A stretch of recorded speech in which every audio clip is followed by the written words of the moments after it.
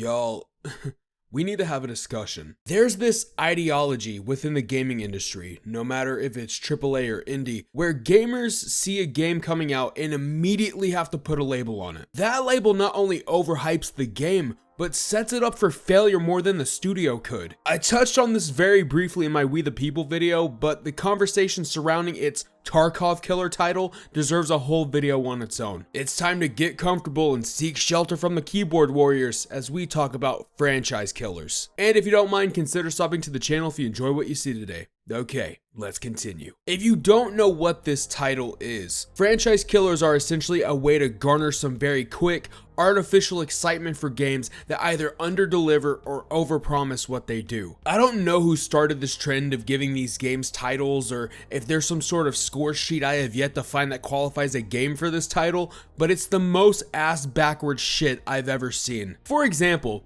remember World War III? If you don't, yeah, I don't blame you. World War III was set out to be one of the biggest PvP games, but was eventually plagued with a launch that was done too late and contained content that was just a rinse and repeat of the closed beta. There are typically around 200 to 500 people playing this game at any point in time compared to its all-time peak on Steam being nearly 12K, and that's not counting how many people were playing the game through the client. Why did I bring this up? Because this game was called a battlefield killer up until the day it failed to do so. Now, I'm not going to act like this game wasn't going to deliver on something major to warrant that title, because we all thought that. But unfortunately, we all got tired of playing the same 2 modes and the same 3 boring ass maps over and over again. And I'll go ahead and add this here. We got tired of the constant server maintenance, and the only thing they managed to tweet out was saying, hey guys, going down for 2 hours for maintenance. Hey guys, going down for 6 hours for server maintenance. It was an everyday thing. Even with there being new content in the game, it's pretty much flatlined. You know what game has been absolutely destroying Battlefield yet hasn't received that title officially for whatever reason? BattleBit Remastered. I mean, look at this chart. You want to know what's wrong with it? It's the fact that BattleBit Remastered, a game that's seen as an anomaly because of what it is at its core, is beating a game that tried to do essentially the same thing they've done, plus a little more, and failed horribly. Now let's go ahead and switch to the COD killer title, because love it or hate it, COD is never going to die. Yeah, I know it. It's a fucking shame, ain't it? I've said it before and I'll say it again. The only people that are going to kill COD is going to be Activision themselves. That doesn't deter people from thinking XDefiant is going to be the next COD killer though. I do not understand this one at all, and I need someone to make sense of this. And I'm not looking for someone that's going to say they've never heard anyone say this.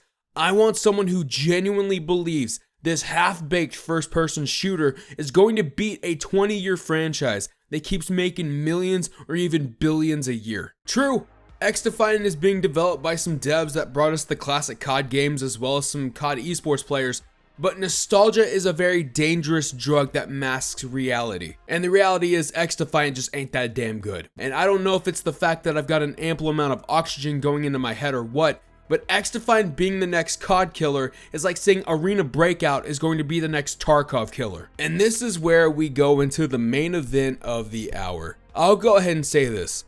I'm not a fan of Tarkov. I don't like the gunplay, I don't like the game mechanics, I've tried to get into it, and I simply can't. However, I understand why people like my homie Gumarak love the game because of its RPG element and that constant uphill grind. What I don't understand is this need to kill the game off, because much like COD, the only people who can kill Tarkov is BSG themselves. And if you've seen what they've done with the game over the years, you will hear people say that they're doing it themselves. I will openly admit that I'm excited to try out their arena mode once it comes out. You know, the one that's locked behind a $150 paywall. But all these other games that are similar to it don't even hold a candle to it. The only other game that I can think of that's similar in some way, shape, or form that I actually enjoy is Ghost of Tabor, but it's VR. Besides, I have a genuine question for the Tarkov community that the homie Big Fry got me thinking about.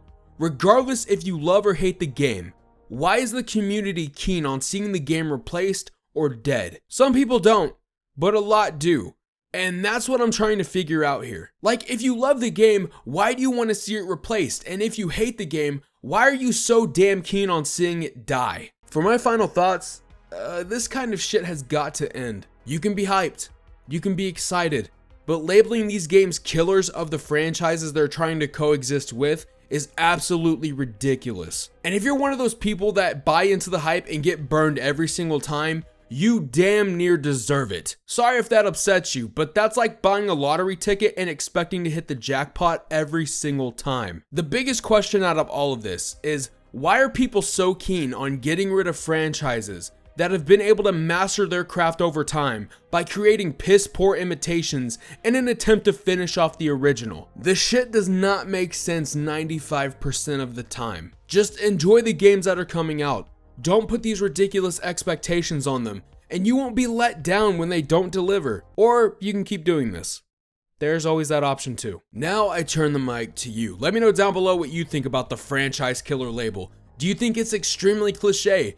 Do you think that it should continue being used? Let me know. And while you're down there, go ahead and smash that like button and imitate that sub button to all so YouTube can show you my content free of charge. This is Sir Blackout signing off to go play Due Process, otherwise known as the Rainbow Six Siege Killer.